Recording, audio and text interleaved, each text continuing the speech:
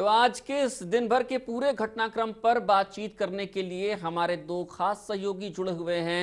हमारे साथ प्रदीप सती हैं हमारे सहयोगी, साथ ही साथ दीपक तिवारी भी जुड़े हुए हैं। आप दोनों का बहुत स्वागत है। प्रदीप, बहुत स्वागत है आपका। दीपक, आपका भी बहुत स्वागत है। दीपक, आपसे सबसे पहले बात शुरू करना चाहेंगे।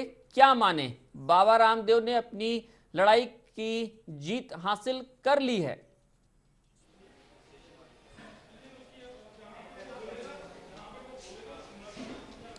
दीपक, आपको हमारी आवाज मिल रही है? चलिए, दीपक से हमारा संपर्क नहीं हो पा रहा। ये सवाल, प्रदीप, आपको हमारी आवाज मिल रही है? आपसे जानना चाहेंगे, दिन भर का जो घटनाक्रम रहा है, बाबा रामदेव ने वो सब कुछ किया जो वो चाह रहे थे, उनके समर्थकों ने वो सब कुछ किया है। क्या अब हम ये मान लें प्रदीप कि बाबा के आंदोलन की जीत लगभग हो ही गई है? आशीष, असली खेल अब शुरू हुआ है। इस पूरे आंदोलन का जो पिछले 3-4 दिन का नाटकीय घटनाक्रम था, उसका इतना नाटकीय तरीके से रूपांतरण होगा, इस बारे में किसी को भी अंदाजा नहीं था। न तो सरकार को अंदाजा था और न ही आम लोगों को अंदाजा था। जैसे कि 3-4 दिन से हम लगातार कह रहे थे कि बाबा का आंदोलन फ्लॉप हो रहा है, क्योंकि पहले ही दिन से वो नरमी दिखा रहे थे। लेकिन मुझे लगता है कि अब इस आंदोलन के बाद असली खेल शुरू हुआ है। आज आपने देखा जिस तरह से बाबा रामदेव के समर्थन में इतना बड़ा हुजूम, पूरी दिल्ली को रोक दिया उस पूरे हुजूम ने। जहां बाबा रामदेव को अंबेडकर स्टेडियम में ही अब पुलिस ने रोका, इतना बड़ा जनसैलाब उनके समर्थन में उमड़ा। दिल्ली पुलिस को खासी मशक्कत करनी पड़ी उनके अनशन को, उनके जो संसद भवन की तरफ उनका कूच था उसको रोकने के लिए उनको भारी समर्थकों के बीच उन्होंने गिरफ्तारी दी। तो अब ये लग रहा है कि बाबा रामदेव निश्चित रूप से फ्रंट फुट पर खेलने के पूरे मूड में आ गए हैं। और जब से पूरे राजनीतिक दलों ने, जो एनडीए के सहयोगी दल हैं, सबसे बड़ा दल भारतीय जनता पार्टी है, आपके शरद यादव हैं, और तमाम दूसरे जो टीडीपी और तमाम दूसरे दल हैं, नवीन पटनायक जैसे लोगों का बाबा रामदेव ने नाम लिया, तो अब ये लग रहा है कि बाबा रामदेव पूरे जोश में लबरेज होकर एक बार फिर से शुरू हो गए हैं इस महायुद्ध के लिए। आशीष। बिल्कुल प्रदीप। दीपक हमारे साथ बने हुए हैं। दीपक, प्रदीप ने एक मुद्दा यहां पर उठाया है कि अब लड़ाई नई शुरू हुई है, या कहा जाए कि कहानी तो अब शुरू हुई है, पिक्चर तो अब शुरू हुई है। लगभग एक अच्छा ट्रेलर आ गया है इस फिल्म का। बाबा रामदेव की जोश की बात की है, उत्साह की बात की है। मैं दीपक आपसे जानना चाहूंगा, क्या ये जोश एनडीए के साथ जुड़ने से कुछ ज्यादा आ गया है क्या?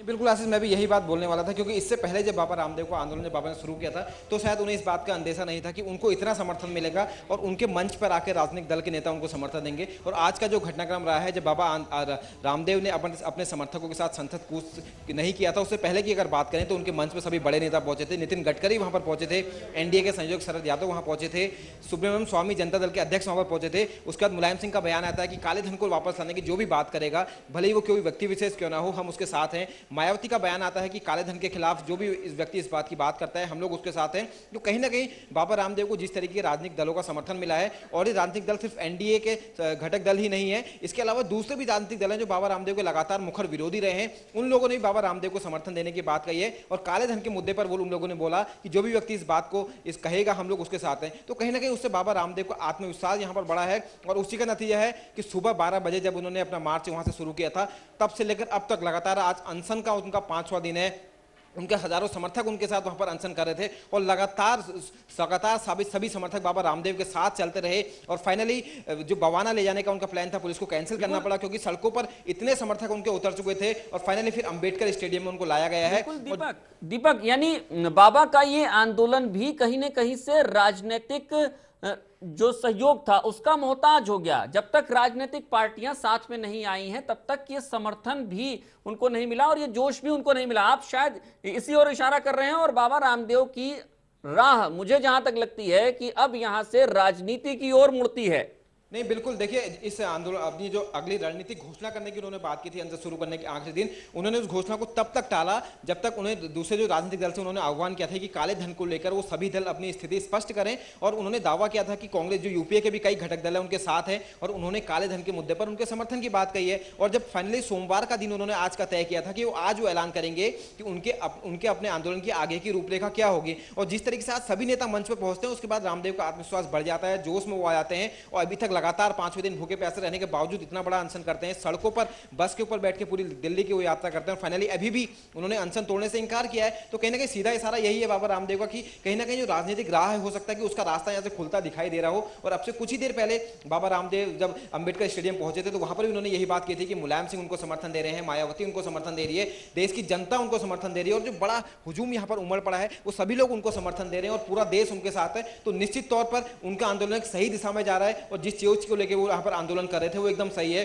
तो ऐसे में उनका आत्मविश्वास यहाँ पर निश्चित तौर पर बड़ा है। और एक बात उन्होंने यहाँ पर और बोली आशीष कि जो सरकार है, केंद्र सरकार है, दिल्ली पुलिस के पुलिस प्रशासन की बात करें कि वो लोग कसाब को तो जेल में बिरयानी खिला सकते हैं, उन पर करोड़ों रुपए खर्च कर सकते हैं, जो लोग देशद्रोही के आरोपी हो, जिन्होंने देश पर आतंकी हमला किया हो, लेकिन जो लोग भूखे रह के देश हित में आंदोलन कर रहे हैं उनके लिए सरकार के पास खाना नहीं है, उनका अनशन तोड़वाने के लिए सरकार के पास खाने के लिए पैसे नहीं है। तो निश्चित तौर पर उनका ये कटाक्ष था सरकार कर पे कि सरकार आतंकी हैं, जो जेल में बंद है, जो सजा काट रहे हैं, उन पर तो पैसा खर्च कर सकती है, लेकिन जो देश हित की बात कर रहा है, काले धन को वापस लाने की बात कर रहा है, उनके लिए सरकार के पास समय नहीं है बातचीत करने का, उनके अनशन तोड़वाने के लिए सरकार के पास खाना नहीं है। तो ये सीधा इशारा रामदेव का सरकार की तरफ था। और निश्चित तौर पर जिस तरीके से राजनीतिक दलों का उनको समर्थन मिला है और जो उनकी आज की वाणी रही है, आज की भाषा रही है कि कांग्रेस को हटाओ, भ्रष्टाचार मिटाओ, कांग्रेस को हटाओ, देश बचाओ। और एक बात उन्होंने बोली थी आशीष, आपको याद होगा दिन में, कि कांग्रेस को हटाओ और किसको लाओ वो मैं बाद में बात करूंगा। यानी कि कहीं ना कहीं वो नाम उनके दिमाग में है, वो नाम उन्होंने तय कर लिया है कि किसको लेकर आना है, बस इसका खुलासा करना बाकी है। अब रामदेव उसका खुलासा कब करते हैं ये देखने वाली बात होगी, लेकिन निश्चित तौर पर एक राह खुलती दिखाई दे रही है और निश्चित तौर पर बाबा भी उसी राह में जाते दिखाई दे रहे हैं।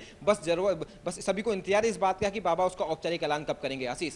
बिल्कुल दीपक, प्रदीप भी हमारे साथ जुड़े हुए हैं, हमारे सहयोगी। प्रदीप, एक सवाल आपसे जानना चाहेंगे, उसका जवाब जानना चाहेंगे।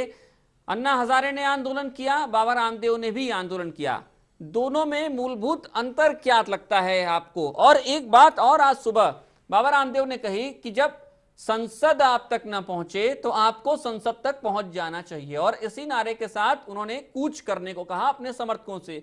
क्या हमारे देश की संसद इतनी संवेदनहीन हो गई है कि कोई 4 दिनों तक, 5 दिनों तक बाकायदा आंदोलन करता है, अनशन करता है, लेकिन केंद्र सरकार ऐसे अनशन को, ऐसे आंदोलनों को कोई तवज्जो नहीं देती है?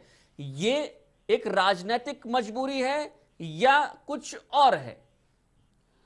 आशीष, जैसे देखिए, अन्ना हजारे और रामदेव के आंदोलन के अंतर की बात आप कर रहे हैं, तो सबसे पहले इनके आंदोलन के मूल में हमें जाना पड़ेगा कि आंदोलन की जरूरत क्यों पड़ी। पूरी जो भ्रष्ट व्यवस्था है, जो सरकारी सिस्टम का नकारापन है, जो संवेदनहीनता की बात थी, उसी को लेकर सारी समस्या थी और उसी को लेकर आंदोलन हर बार होते रहे। आंदोलन हमेशा तभी होते हैं जब सरकारी मशीनरी पूरी तरह से विफल हो जाती है, जन आकांक्षाओं की पूर्ति करने में नाकाम हो जाती है। इतिहास इसी बात का गवाह है।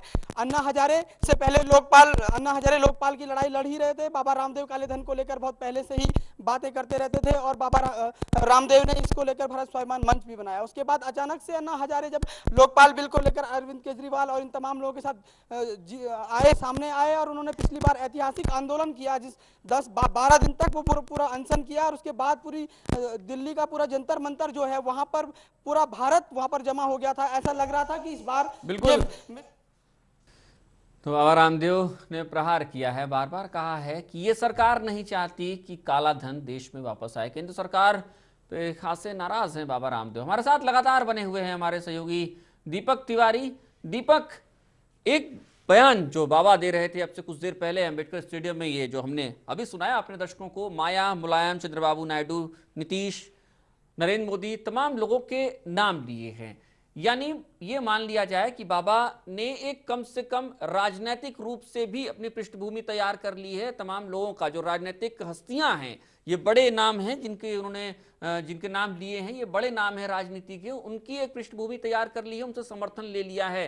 अगर कल को बाबा राजनीति में भी आते हैं तो मुझे लगता है कि बाबा के लिए अब राह थोड़ी सी आसान हो जाएगी। उनको इस राह पर खींचने के लिए कुछ हाथ जरूर मिल जाएंगे आगे बढ़ाने के लिए। नहीं, बिल्कुल आशीष, ठीक आपने कहा, लेकिन यहाँ पर देखें अगर लेफ्ट को हम लोग छोड़े तो लगभग समूचा जो विपक्ष है वो बाबा रामदेव के साथ खड़ा यहाँ पर दिखाई दे रहा है। हालांकि उन्होंने सिर्फ काले धन के मुद्दे पर किसी के साथ होने की बात कही है, भले ही वो रामदेव हो या भले ही वो कोई दूसरा व्यक्ति हो। तो निश्चित तौर पर बाबा अगर राजनीति में आते हैं तो कहीं ना कहीं रास्ता तो उनके लिए खुलता ही यहाँ पर है, क्योंकि सभी लोग उनको समर्थन करें। क्योंकि मुद्दा ऐसा है आशीष, क्योंकि इससे पहले अन्ना ने आंदोलन किया था, लोकपाल की वो बात करे थे, बाबा रामदेव ने अपने आंदोलन में 3 मुद्दे रखे थे, जिसमें कालाधन तो था ही, सीबीआई को स्वायत्त करने की बात थी और लोकपाल का मुद्दा भी उन्होंने यहाँ पर रखा। यानी कि उस आंदोलन की जो सारी मांगे थी उनको भी उन्होंने अपने आंदोलन में शामिल कर लिया। तो निश्चित तौर पर उनका आंदोलन का जो स्वरूप था वो थोड़ा बड़ा हो गया और जो वर्ग था उनका जो जन समर्थन मिलने का वक्त था वो भी खासा बड़ा हो गया। और जिस तरीके से अन्ना के आंदोलन से सभी राजनीतिक दलों ने दूरी बनाए रखी, लेकिन यहाँ पर सभी राजनीतिक दल उनके समर्थन में है, उनके आंदोलन में वहाँ पर पहुंचे हैं। मुलायम की बात करें, मायावती की बात करें, चंद्रबाबू नायडू की बात करें, लेफ्ट को अगर हम छोड़ दें, लेफ्ट की तरफ से कोई बयान नहीं आया है। हालांकि लेफ्ट का भी इस मुद्दे पर यही कहना है, काले धन के मुद्दे पर, कि वो काले ब्लैक मनी हिंदुस्तान में वापस आना चाहिए और जो भी लोग जिनका भी पैसा विदेशी बैंकों में है, ब्लैक मनी है, उनके नाम उजागर होने चाहिए। हालांकि उन्होंने रामदेव के समर्थन की बात नहीं कही है, लेकिन देखें तो कुल मिला के लबोलबाब यही है कि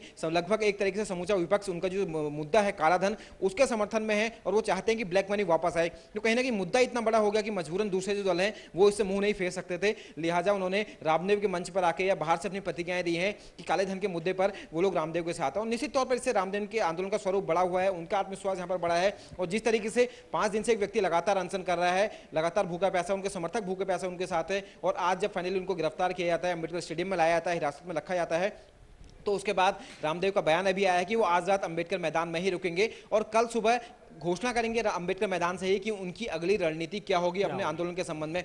इसके साथ साथ केंद्र सरकार पर लगातार वो कटाक्ष वहां से कर रहे हैं, लगातार कांग्रेस पर हमले कर रहे हैं। साथ ही उन्होंने बोला है कि हिरासत में लेने पर खाने पीने की पूरी जिम्मेदारी पुलिस प्रशासन की होती है, सरकार की होती है, लेकिन यहाँ पर देशद्रोही जो है, जो आतंकी, उनको तो सरकार खाना मुहैया करा रही है, बिरयानी खिला रही है, लेकिन हम लोग देश हित में जो कार्य कर रहे हैं, आंदोलन कर रहे हैं, उनके लिए सरकार के पास खाना नहीं है, उनके लिए सरकार के पास पैसा नहीं है। तो कुल मिला के एक और मौका उनको यहाँ पर मिला है केंद्र सरकार पर हमला करने का। और जिस तरीके से सभी राजनीतिक दल उनके साथ आए हैं, तो निश्चित तौर पर कल जो अंबेडकर मैदान से वो घोषणा करेंगे कि उनके जो आंदोलन की आगे की रूपरेखा क्या होगी वो कल ही सुबह सामने आ पाएगा। लेकिन माना यही जा रहा है कि अनशन वो कल ही सुबह तोड़ेंगे और माना जा रहा है कि सुबह जब वो अनशन तोड़ेंगे उसमें कुछ और राजनीतिक दल के नेता उनके मंच पर वहां पर अंबेडकर मैदान पर पहुंच सकते हैं। तो निश्चित तौर पर अगर ऐसा होता है आशीष, तो उनके आंदोलन का स्वरूप और बड़ा होगा।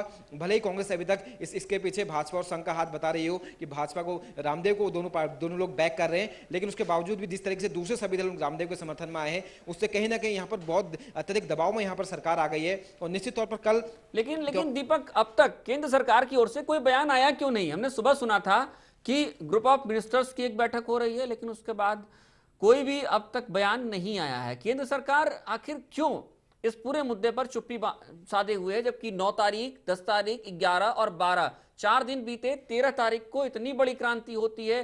क्रांति कह सकते हैं शायद इसको, क्योंकि हमने शायद पिछले कई दशकों से क्रांति को देखा नहीं है, लिहाजा फिलहाल के परिदृश्य में से क्रांति की संज्ञा दी जा रही है।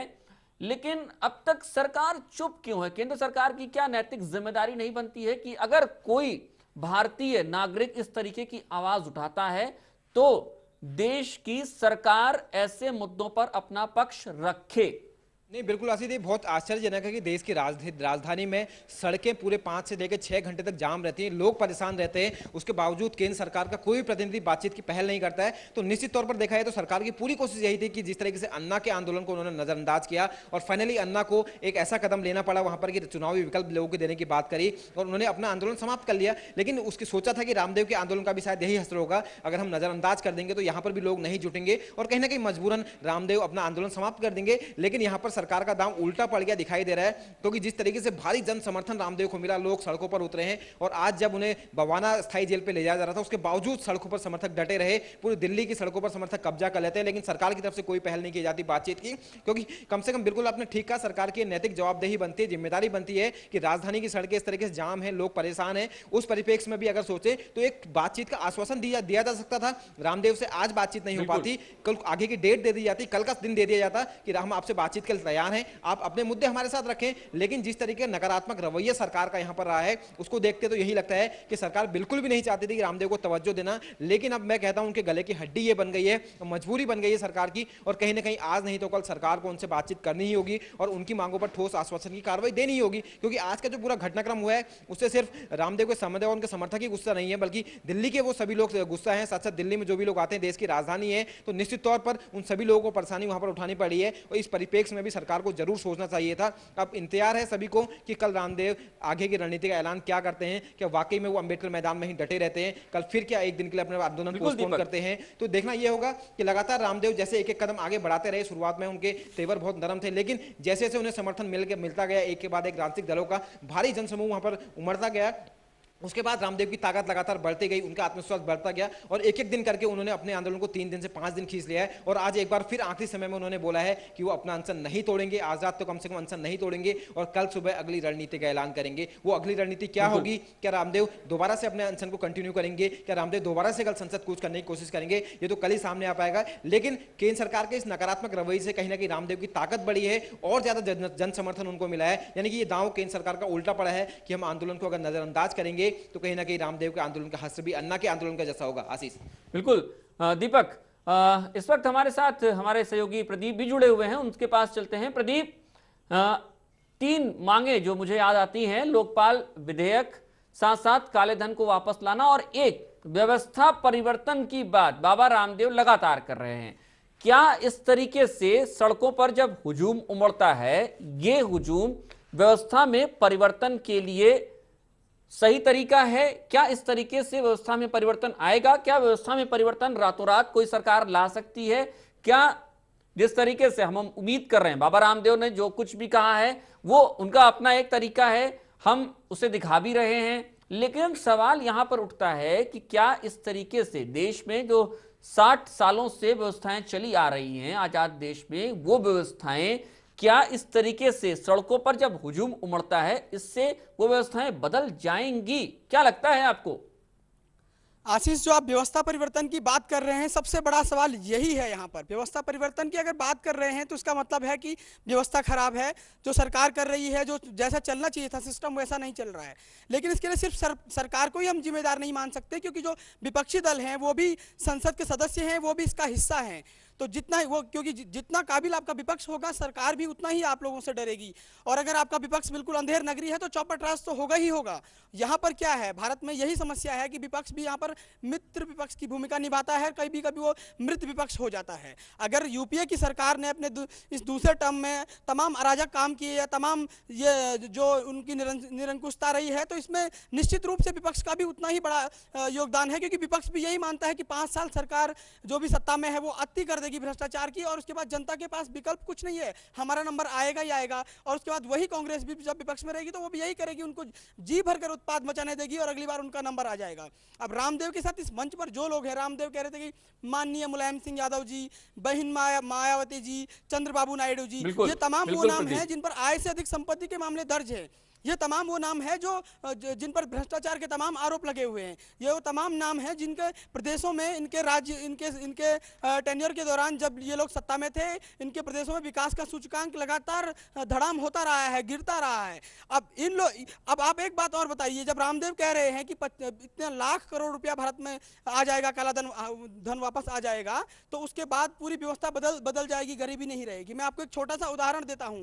अगर भारत में एक योजना आती है, बीपीएल की योजना, गरीब लोगों को खाना बांटने की योजना, या फिर एक वजीफे की योजना, कोई भी योजना आती है, क्या वो योजना पूरी तरह से धरातल पर उतर पाती है? उसमें भी महा घोटाला होता है। तो अगर ये काला धन भी आ जाता है और यही लोग इस व्यवस्था को चलाएंगे, उस काले धन को अगर राष्ट्रीय हित के योजनाओं में लगाएंगे तो उसका भी बंटाधार होगा।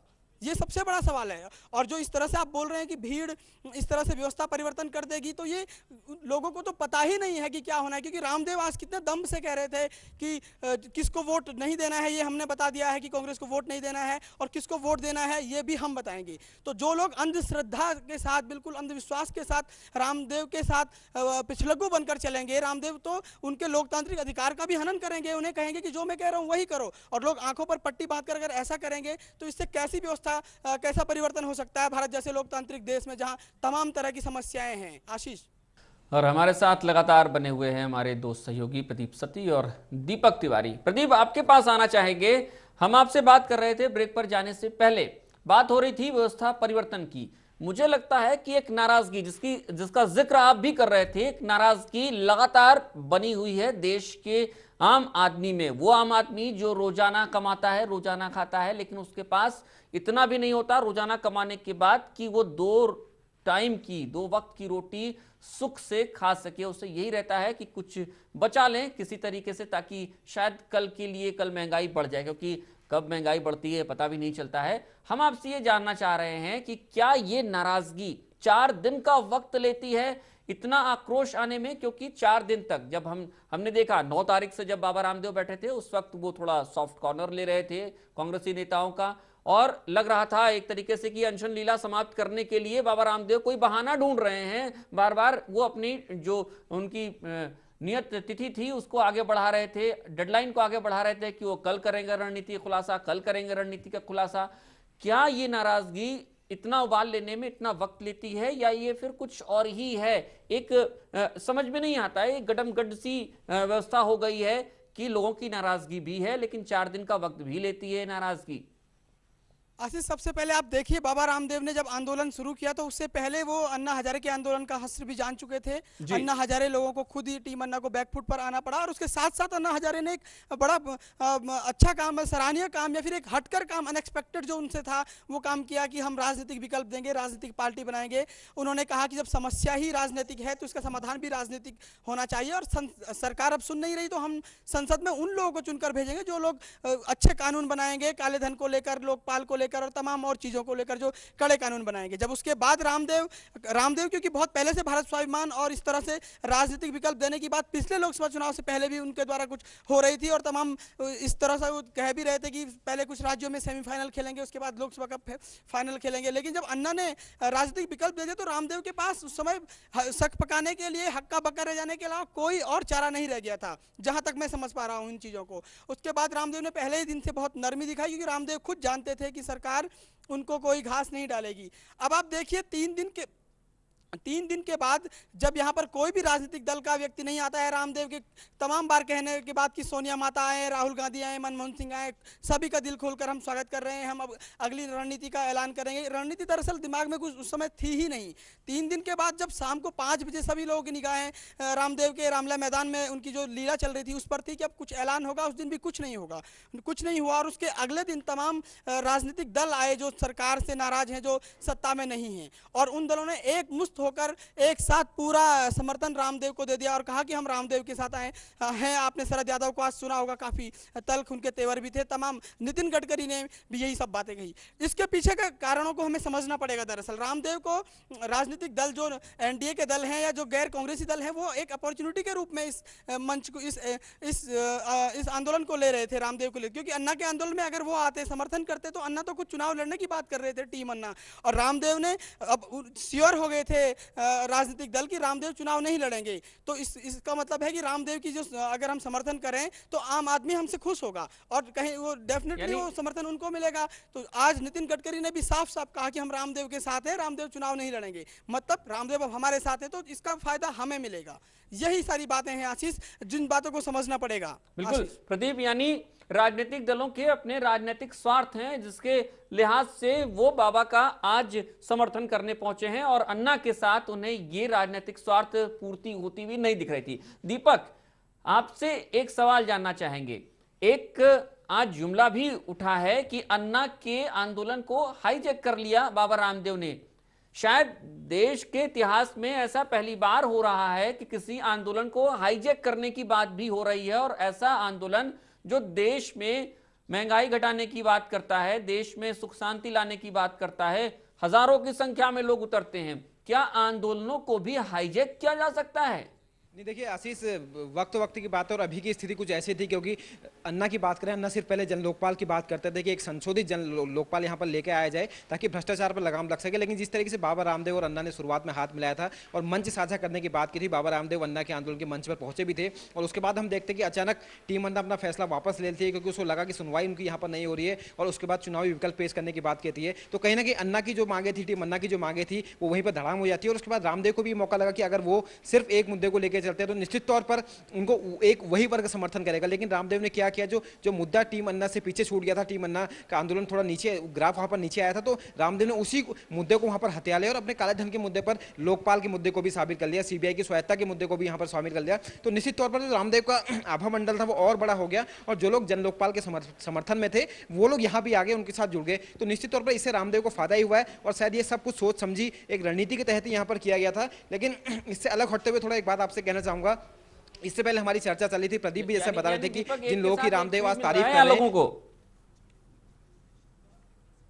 दीपक, यानी यहां एक के साथ एक फ्री मिल रहा है लोगों को, उसका फायदा शायद बाबा रामदेव को मिल रहा है। नहीं, बिल्कुल बिल्कुल, देखिए लोग भ्रष्टाचार से निजात पाना चाहते हैं, भले ही वो लोकपाल से खत्म हो, कालाधन वापस आए, उससे कुछ असर यहाँ पर हो, लेकिन लोगों ने मूलभूत जो मूल मुद्दा है वो भ्रष्टाचार है, क्योंकि लोगों को आम जीवन में आदत सी पड़ गई इस चीज़ की, उन्हें लगता है कि उसके बिना उसका काम ही नहीं होगा। और अन्ना के आंदोलन में हमने देखा वो समर्थन उनको नहीं मिला, लेकिन जब बाबा रामदेव मैदान में उतरते हैं, कालेधन के मुद्दे को लेते हैं, भ्रष्टाचार के मुद्दे को लेते हैं, लोकपाल के मुद्दे को लेते हैं, तो उन सारी चीज़ वो सारा जन समर्थन उनको यहाँ पर भी मिलता दिखाई देता है। और मैंने पहले भी बोला कि बाबा रामदेव का आभामंडल कुछ इस तरह का कि लोग कहीं ना कहीं वहाँ पर आकर्षित होते हैं और अलग अलग वर्ग के लोग उन्हें समर्थन देते आए हैं। तो निश्चित तौर पर यह आंदोलन हाईजैक हुआ है, और जो मुद्दा अन्ना नहीं उठा पाए ढंग से, या कहें पिछले बार अगस्त में उन्होंने आंदोलन किया था, उस जिस मुद्दे को उन्होंने वहां पर कैश कराया था, इस बार के आंदोलन में उस पूरे मुद्दे को कैश नहीं करा पाए, और अंततः उन्हें पैर यहां पर पीछे खींचने पड़े। लेकिन रामदेव ने उसी मुद्दे को सही समय पर लपका, सही वक्त पर लपका, और जब राजनीतिक दल टीम अन्ना के यहाँ पर रामदेव के साथ आते हैं तो रामदेव ने पूरी यहाँ पर चाल अपनी खेली, और जिस तरीके से अपने आंदोलन को एक दिन और उन्होंने खींचा, निश्चित तौर पर ये एक सियासी चाल ही से हम कहेंगे कि जहाँ पर 3 दिन के अनशन की वो बात करते हैं,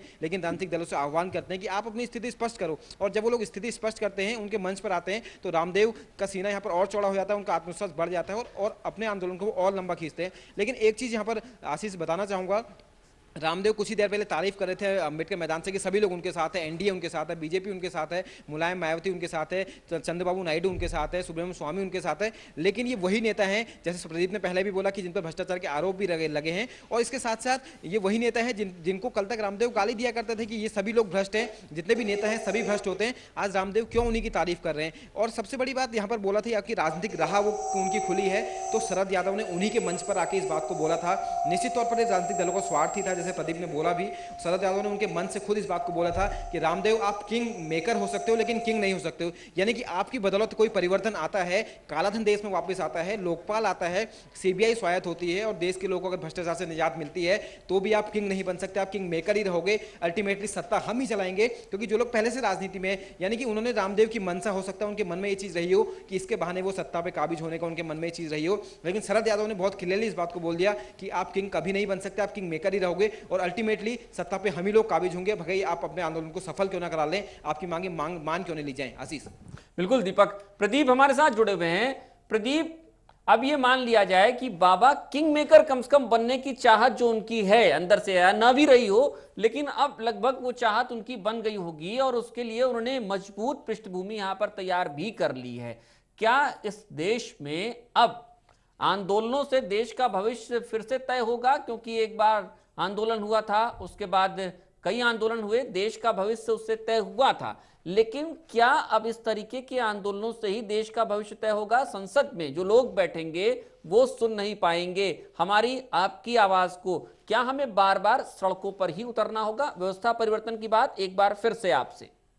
आशीष, जब तक समस्या का समाधान आम आदमी की छोटी मोटी समस्याओं का समाधान होता रहा है, तो उसको बड़े मुद्दों से ज़्यादा मतलब नहीं रहा है इस देश में। क्योंकि भारत में एक बड़ा तबका है, पढ़ा लिखा तबका है, एक गरीब तबका है, एक अनपढ़ तबका है, और तमाम सबसे ज़्यादा लोग गाँव में रहने वाले लोग इस तरह से हैं कि जिनको अपने रोज़मर्रा के कामों से ही फुर्सत नहीं है।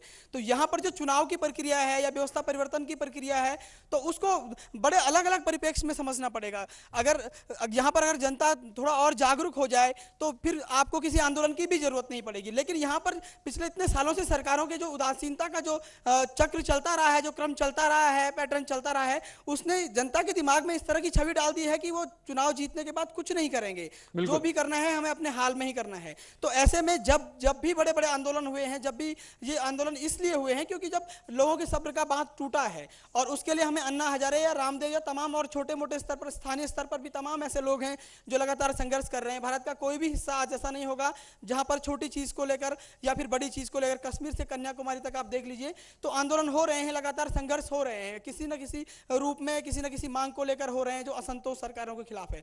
तो ये जो सरकारी, क्योंकि सब जो पावर शब्द है वो अपने आप में एक शब्द, उसका मतलब अपने आप में करप्ट से होता है। तो जब पावर जो शब्द, जब आप सत्ता में आ जाते हैं तो आप फिर वही करते हैं जो सत्ता आपसे करवाती है। आप शरद यादव को देखिए, शरद यादव ने आज उनसे कहा कि आप तो सिर्फ किंग मेकर बन सकते हो, किंग तो हम ही बनेंगे। ये वही शरद यादव हैं जो जेपी के आंदोलन से निकले हैं। 1974 में जब पहली बार इन्होंने चुनाव जीता था तो एक युवा लहर थी, युवा के नाम पर लोगों ने वोट दिया था कि युवा बदलाव लाएगा, मतलब बदलाव की गुंजाइश थी वहां पर। और आज 10, 20, 30 सालों में बदलाव की गुंजाइश तो आज बन गए, तो अब उनको लगता है कि उनको जो मठाधीश बनकर बैठ गए हैं उनको नहीं हटाना चाहिए। तो इसीलिए ये आंदोलन होते हैं। लेकिन जब आंदोलन भटकाव के दौर में जाएंगे, जैसे कि दीपक भी कह रहे थे कि हाईजैक होते रहेंगे, तो वो फिर दिशाहीन होंगे और इनसे कुछ भी नहीं निकलेगा। आशीष। चलिए प्रदीप, वाकई में बदलाव की गुंजाइश तो बनी हुई है अभी भी, लेकिन अब हम ये देखेंगे कि बदलाव होता कैसे है, किस तरीके से होता है। बहुत बहुत शुक्रिया प्रदीप आपका हमारे साथ जुड़ने के लिए, दीपक आपका हमारे साथ जुड़ने के लिए, इस तमाम बातचीत के लिए। यकीनन ये बड़ा सवाल है कि यह बदलाव होता कैसे है, और जो राजनीतिक दल इस वक्त बाबा के साथ हैं, उनका समर्थन कर रहे हैं, क्या इस बात की गारंटी है कि जब वो आ जाएंगे सत्ता में आने के बाद इस वक्त जिस सिद्धांत की बात वो कर रहे हैं, जिस सिद्धांत को पालन करने की बात कर रहे हैं, उसका वो पालन वाकई में सत्ता में रहते हुए भी करेंगे? क्या ऐसा हो सकता है कि राजनीति करने वाले गुड़ खाएं लेकिन गुलगुलों से परहेज करें? क्या ये होगा? बड़ा सवाल भारत के सामने है, भारत के आम आदमी के सामने है। आंदोलनों का सुख हमें क्या व्यवस्था परिवर्तन की ओर ले जाएगा? बाबा रामदेव को भी इस सवाल का जवाब ढूंढना चाहिए, अन्ना हजारे को भी ढूंढना चाहिए। फिलहाल इस खास खबर में इतना ही, खास प्रोग्राम में इतना ही। मुझे दीजिए अनुमति, लेकिन देश दुनिया की तमाम ताजा तरीन खबरों के लिए बने रहिए नेटवर्क 10 के साथ। नमस्कार।